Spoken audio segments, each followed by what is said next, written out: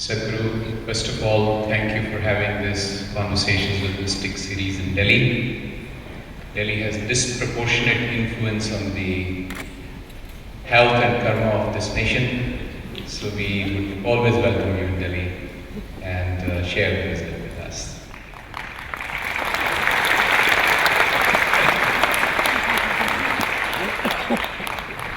First question, Sadhguru. In your closing comment on the education segment, you talked about the marvel that human body is, the importance to have good pregnancy, raise good children, educate good children. Recent medical research shows that mother's milk for a male child and a female child is different.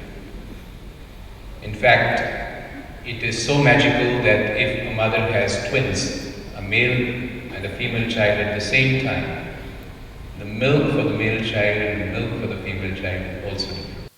Did you know that in the culture we have always known this? Your grandmother has always known this. It's just that what we have always known, you have to do $1 billion research today, that's the whole problem.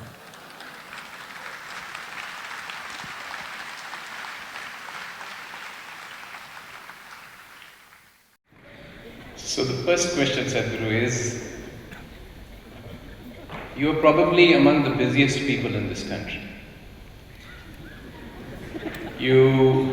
Those of us who've seen you work, it's well past midnight.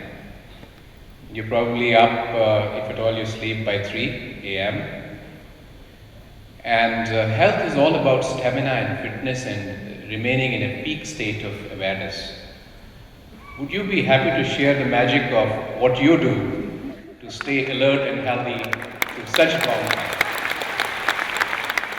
time? I don't get to do most of the things I know I should do about myself because of the schedule and the travel.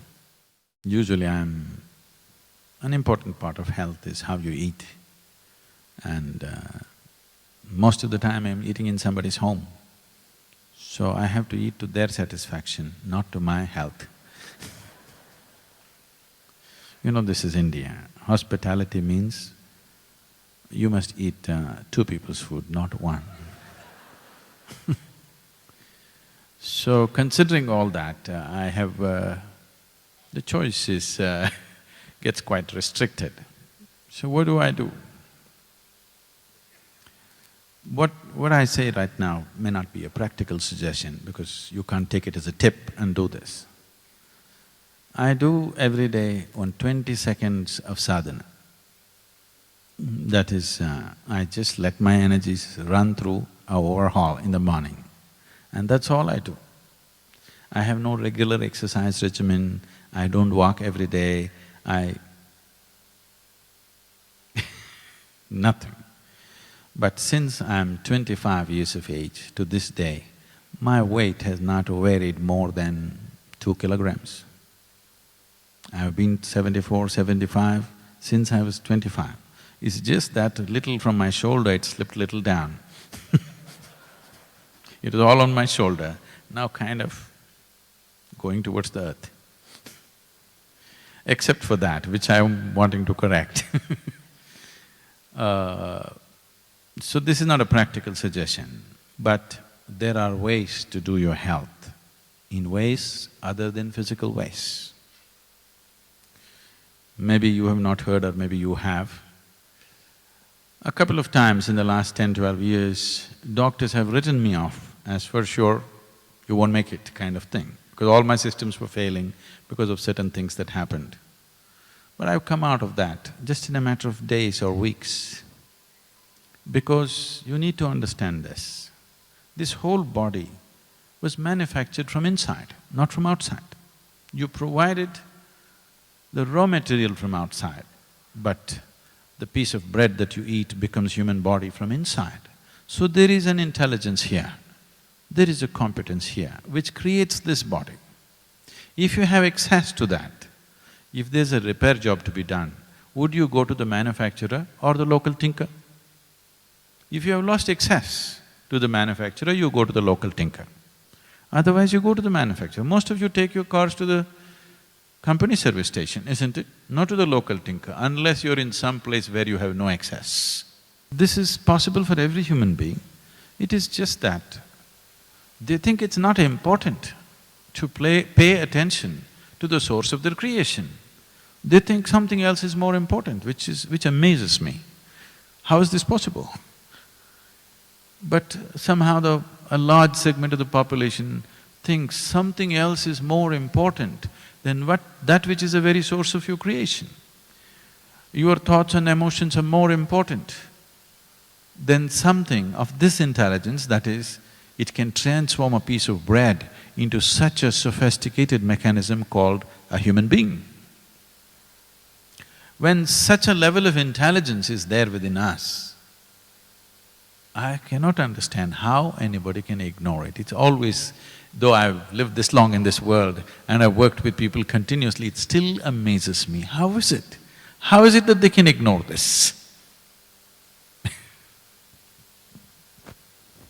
Sadhguru, so long as we are alive, we breathe, and we have this beautiful instrument of the human body. In Isha Yoga Center, you place a lot of emphasis on two things, the posture and breathing. How these two things impact our health? See the way we sit, for example. People who are on the path of Hatha Yoga spend a lifetime learning how to sit. A logically thinking person cannot understand why should somebody spend a lifetime learning how to sit. Health, you're talking about health, I'm sorry. There are other dimensions to it, but coming to health, if you have to be healthy, you have to be at ease. This is like you're driving your car, you may be… what do you drive, Sanjeev? M. M is not a Maruti, okay. So, you're driving a good car, it's a wonderful machine, but drive it without the engine oil. In 10 minutes it'll be junk. Yes or no? Because there is no ease, lubrication is lost. So when you say you're stressful, you're anxious, you're disturbed by this and that, what you're saying is, your lubrication is lost. It is not because of the speed at which you're traveling, you're struggling. It is because there is no ease, there is no lubricant inside. And everything is friction. When there is friction, there will be stress. Drive your car for 10 minutes without engine oil and see what happens. However great your car is, it'll be gone. So bringing this to ease, there are too many things to it, I can't go about that. One simple thing is, today fortunately they put these kind of chairs for you, otherwise these days slowly, you know, we're getting European furniture makers in India, big time now. So, you go to United States and sit down in a sofa, you have no choice, you anyway become like this. You have no choice about how you sit. Like this. Now you need to understand this.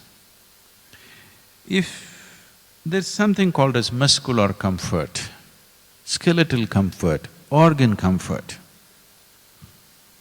Muscular and skeletal comfort is largely just comfort it is. It is needed at some times, but your organs should be comfortable for you to be healthy. If you take all the vital organs in your body, I'm putting it in a very simplistic way, considering the time. All these vital organs in your body, they're not fixed with clamps and nuts and bolts, they're hanging in nets like this. Only if you sit like this, with your spine erect, your organs are at maximum comfort. You sit like this, they collapse one on top of each other. Now, how do they function well? They will not function well.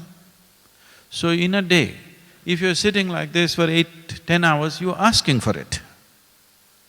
You're just asking for it. It's like you want to drive your car on two wheels. One day if you flip around to show off, it's okay. Every day if you drive like this, it's not going to last. That's happening to your body all the time. So, maintaining a certain level of organ comfort is very important if all these things have to function well. See, you may not be medically diagnosed as diseased or you have an ailment, but I would say,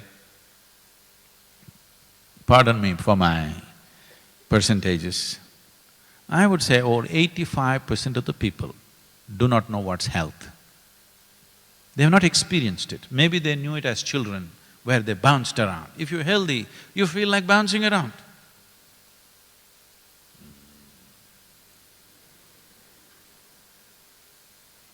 That means you're grave. You know your destination. So, this sense of gravity has entered you not because of age, not because you become profound, simply because there is no ease either in the mind or in the body. So it's trying to save itself. It is trying to live in a limited way.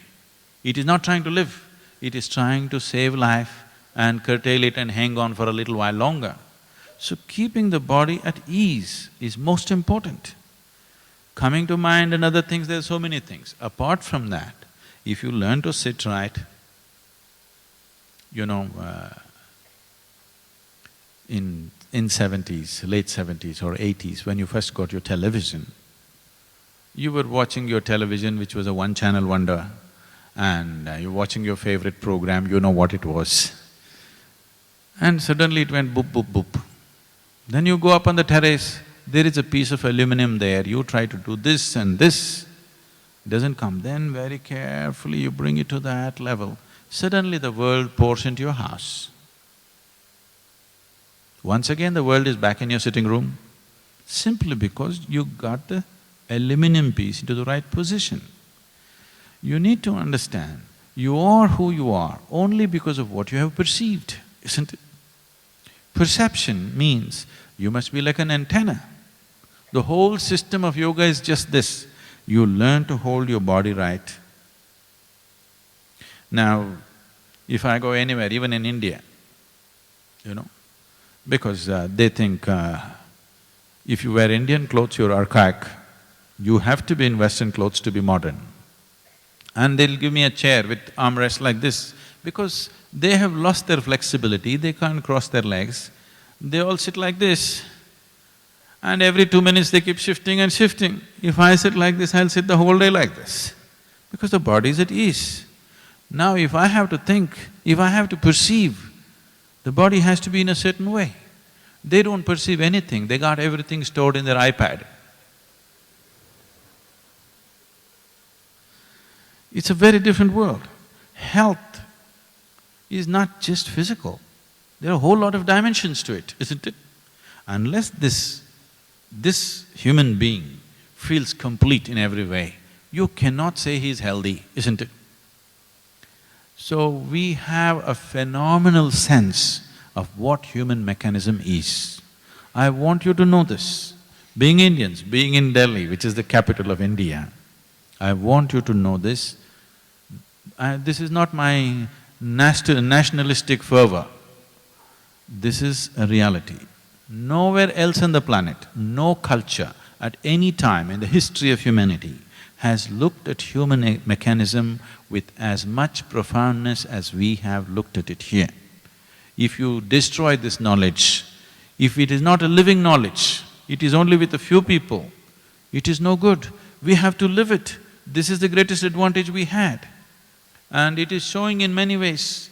Though our people, 60% of the population is malnourished in the country right now, their physical bodies, their skeletal system has not grown to full size. Still, in spite of this, I speak across the planet to all kinds of people, highest level of academics, scientists, tribal women, rural people, all kinds. I always find, traveling around the world, I always find the basic general intellect in India is way higher than most places on the planet.